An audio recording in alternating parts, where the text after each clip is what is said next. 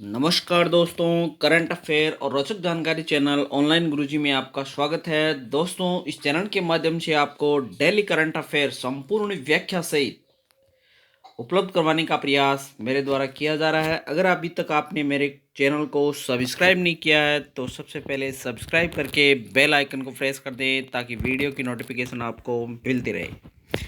देश और दुनिया की महत्वपूर्ण खबरों से रूबरू होने के लिए आज अपन चर्चा करते हैं आज के महत्वपूर्ण करंट अफेयर की। 7 मई को वैसाख दिवस के रूप में मनाया जाता है। बुद्ध के जन्मदिन को वैसाख दिवस के रूप में मनाने का निर्णय पहली बार वर्ल्ड फेलोशिप ऑफ बुद्धिस्ट सम्मेलन में लिया गया था, जिसे वर्ष 1950 में श्रीलंका में आयोजित किया गया था। संयुक्त राष्ट्र द्वारा वैसाख पूर्णिमा, जिसे बुद्ध जयंती या वैसाख दिवस के रूप में भी मनाया जाता है, इस दिवस को मनाए जाने का प्रस्ताव वर्ष 1999 में पारित किया गया था। वर्ष 2004 से अंतर्राष्ट्रीय वैसाख शिखर सम्मेलन भी आयोजित किए जा रहे हैं। वर्ष 2019 में वियतनाम में यह शिखर सम्मेलन आयोजित हुआ था। अब तक यह शिखर सम्मेलन थाईलैंड में 11 बार, वियतनाम में 3 बार और श्रीलंका में 1 बार आयोजित किए जा चुके हैं। बौद्ध धर्म के संस्थापक भगवान बुद्ध के जन्म, ज्ञान, बुद्धत्व और मृत्यु परिनिर्वाण के को स्मरण करवाता है। गौतम बुद्ध का जन्म 623 ईसा पूर्व में हुआ था। बुद्ध का जन्म कपिलवस्तु, वर्तमान नेपाल के पास 566 ईसा पूर्व में लुम्बिनी में राजकुमार सिद्धार्थ के रूप में हुआ था। गौतम बुद्ध ने अपना पहला उपदेश वाराणसी के पास सारनाथ में दिया था। अगली महत्वपूर्ण खबर है, सीमा सड़क संगठन का स्थापना दिवस भी 7 मई को ही मनाया जाता है। सीमा सड़क संगठन ने बीआरओ 7 मई 2020 को अपना 60वां स्थापना दिवस राइजिंग डे के रूप में मना रहा है। बीआरओ देश के सीमावर्ती इलाकों में आधारभूत संरचना विकास के क्षेत्र में अग्रणी सरकारी संगठन है। सीमा सड़क संगठन बीआरओ भारत के सीमांत क्षेत्रों में सड़क नेटवर्क का निर्माण तथा प्रबंधन करता है। यह संगठन अफगानिस्तान, भूटान, म्यांमार और श्रीलंका में भी अधोसंरचना निर्माण का कार्य करता है। बीआरओ की स्थापना 7 मई 1960 को हुई थी। इसका मुख्यालय नई दिल्ली में। विश्व एथलेटिक्स दिवस 2020 भी 7 मई को ही मनाया जा रहा है। विश्व एथलेटिक्स दिवस की तारीख हर साल बदलती रहती है, जिसे IAAF के द्वारा निर्धारित किया जाता है। हालांकि इसे अधिकांश मई माह में ही मनाया जाता है। पहला विश्व एथलेटिक्स दिवस 1996 में मनाया गया था। विश्व एथलेटिक्स दिवस का मूल उद्देश्य एथलेटिक्स में युवाओं को भागीदारी के लिए प्रोत्साहित करना है। IAA का पूर्ण रूप है international association of athletic federation. IAF का मुख्यालय मोनाको में है। IAF के वर्तमान अध्यक्ष है सेबेस्टियन कॉय और इसकी स्थापना हुई थी 1912 स्वीडन में। गुरुदेव रविंद्रनाथ टैगोर की 159वीं जयंती भी 7 मई को ही मनाई जाती है। हर साल 7 मई को रविंद्रनाथ टैगोर जयंती के रूप में भी मनाया जाता है। राष्ट्रीय आधुनिक कला संग्रहालय national gallery of modern art ने नगमा के संग्रह से नामक एक आभासी कार्यक्रम दिखाया है। गुरुदेव रविंद्रनाथ टैगोर की 159वीं जयंती के उपलक्ष्य में एक वर्चुअल प्रोग्राम की थीम आर्टिस्ट बाय आर्टिस्ट और गुरुदेव रविंद्रनाथ टैगोर के लिए प्रतिबद्ध है। रविंद्रनाथ टैगोर ने 8 साल की उम्र में कविता लिखना शुरू किया और 16 साल की उम्र में अपना पहला कविता संग्रह प्रकाशित किया था। उनकी रचनाओं को 2 राष्ट्रों ने राष्ट्रीय गान के रूप में चुना, भारत के लिए जनगण मन और बांग्लादेश के लिए आमार सोनार, जो कि राष्ट्रगान के रूप में प्रचलित है। श्रीलंका का राष्ट्रगान उनके काम से प्रेरित था। 1913 में साहित्य के क्षेत्र में नोबेल पुरस्कार प्राप्त करने वाले वे पहले गैर यूरोपीय बने थे। रविंद्रनाथ टैगोर का जन्म 7 मई 1861 को कोलकाता में हुआ था। इनकी मृत्यु 7 अगस्त 1941 को कोलकाता में हुई थी। रविंद्रनाथ टैगोर की महत्वपूर्ण उपलब्धियां, कविता संग्रह गीतांजलि के लिए साहित्य का नोबेल पुरस्कार 1913 में मिला था और विश्व भारती की स्थापना रविंद्रनाथ टैगोर के द्वारा की गई थी। सरकार ने वंदे भारत मिशन शुरू किया है। वंदे भारत मिशन नाम से एक सबसे बड़े निकासी अभ्यास में सरकार ने 13 मई तक 64 उड़ानों का संचालन करेगी, जो कोरोना वायरस लॉकडाउन के कारण विदेशों में फंसे 14,800 भारतीय नागरिकों को घर वापस लाएगी। प्रत्यावर्तन के पहले सप्ताह में अधिकतम उड़ानें खाड़ी देशों के नागरिकों को वापस लाएगी।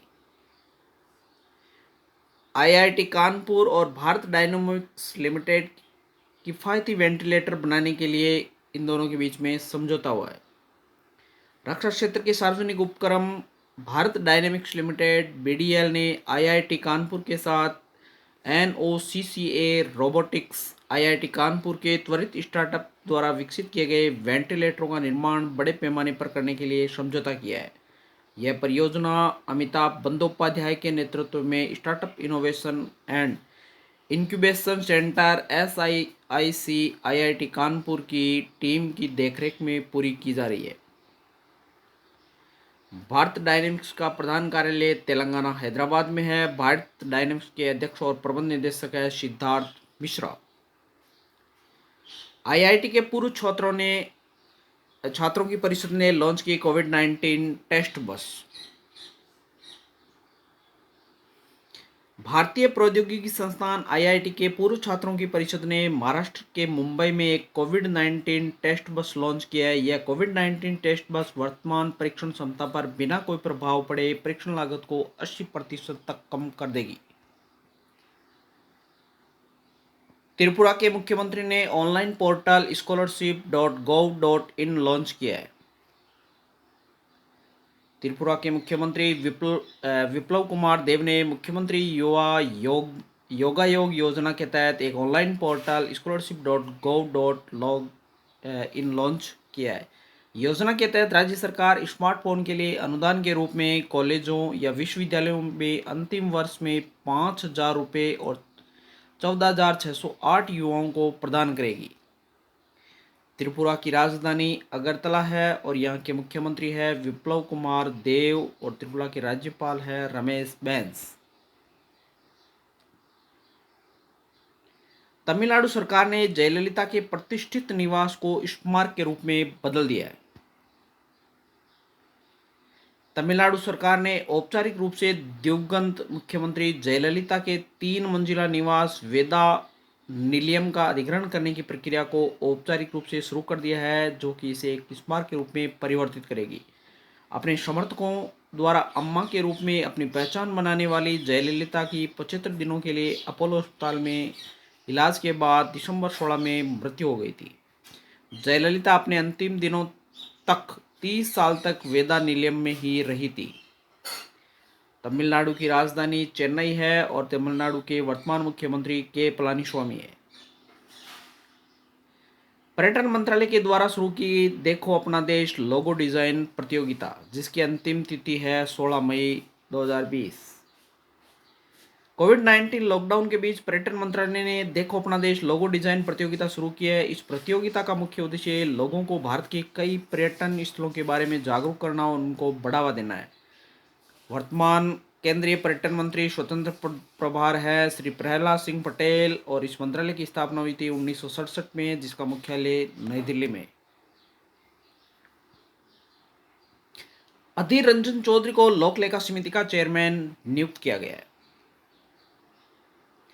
30 सदस्यों के साथ संसद की लोक लेखा समिति के अध्यक्ष के रूप में 1 वर्ष के लिए फिर से नियुक्त किया गया है। इस समिति को पहली बार 1921 में मॉन्टेस्क्यू चेम्सफोर्ड सुधार के परिणाम स्वरूप तैयार किया गया था। 1950 के बाद यह समिति एक संसदीय समिति बन गई है, जिसमें एक गैर आधिकारिक अध्यक्ष के साथ लोकसभा स्पीकर के नियंत्रण में कार्य किया जाता है। 1967 से इस समिति का अध्यक्ष विपक्षी दल का नेता ही चुना जाता है। लोकलेखा समिति एक संसदीय समिति है जो भारतीय सरकार के खर्चों की लेखा परीक्षा करती है। इसकी स्थापना 1921 में भारत सरकार अधिनियम 1919 के द्वारा की गई, जिसमें 22 सदस्य होते हैं, जिनमें 15 लोकसभा के तथा 7 राज्यसभा से चुने जाते हैं। इसका अध्यक्ष लोकसभा अध्यक्ष द्वारा मनोनीत किया जाता है। 1967 तक इसका अध्यक्ष सत्तारूढ़ दल से होता था, जबकि 1967 के बाद से इसका अध्यक्ष विपक्ष से होता है। केंद्रीय मंत्री इसके सदस्य नहीं बन सकते। मुस्तफा अल कदीमी बने इराक के नए प्रधानमंत्री। इराक के पूर्व खुफिया प्रमुख मुस्तफा अल कदीमी इराक के नए प्रधानमंत्री बन गए।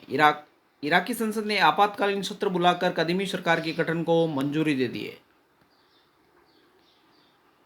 डीपीएस नेगी ने डायरेक्टर जनरल लेबर ब्यूरो का पदभार संभाल लिया है। भारतीय आर्थिक सेवा के अधिकारी डीपीएस नेगी ने श्रम और रोजगार मंत्रालय में श्रम ब्यूरो के महानिदेशक के रूप में पदभार ग्रहण कर लिया है। श्रम ब्यूरो श्रमिकों, रोजगार और खुदरा मुद्रास्फीति से संबंधित डेटा एकत्र करता है और उनका विश्लेषण करता है। नेगी ने मंत्रालय के वरिष्ठ श्रम और रोजगार सलाहकार के रूप में भी कार्यभार संभाल लिया। नेगी 1985 बैच के भारतीय आर्थिक सेवा आईईएस अधिकारी हैं। श्रम एवं रोजगार राज्य मंत्री वर्तमान में श्री संतोष कुमार गंगवार है। Vijyant at Kargil the life of a Kargil hero नामक पुस्तक का विमोचन किया गया है। हाल ही में Vijyant at Kargil the life of a Kargil hero नामक एक पुस्तक का विमोचन किया गया है। यह पुस्तक वीर चक्र पुरस्कार विजेता कैप्टन विजयंत मरणोपरांत थापर की जीवनी है। इस पुस्तक के लेखक विजयंत के पिता कर्नल वीएन थापर और नेहा द्विवेदी है, जो कि शहीद की बेटी है। Penguin Random House e book Vijyant at Kargil the life of a Kargil hero के नाम से एक पुस्तक प्रकाशित करेगा। G20 समूह ने लॉन्च की access to covid tools accelerator पहल।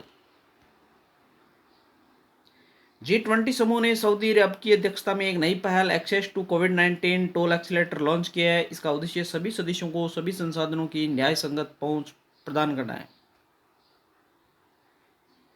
G20 सदस्य समूह G20 अंतर्राष्ट्रीय आर्थिक सहयोग का प्रमुख मंच है, जो हर महाद्वीप के विकसित और विकासशील दोनों देशों के नेताओं को एक मंच पर साथ लाता है।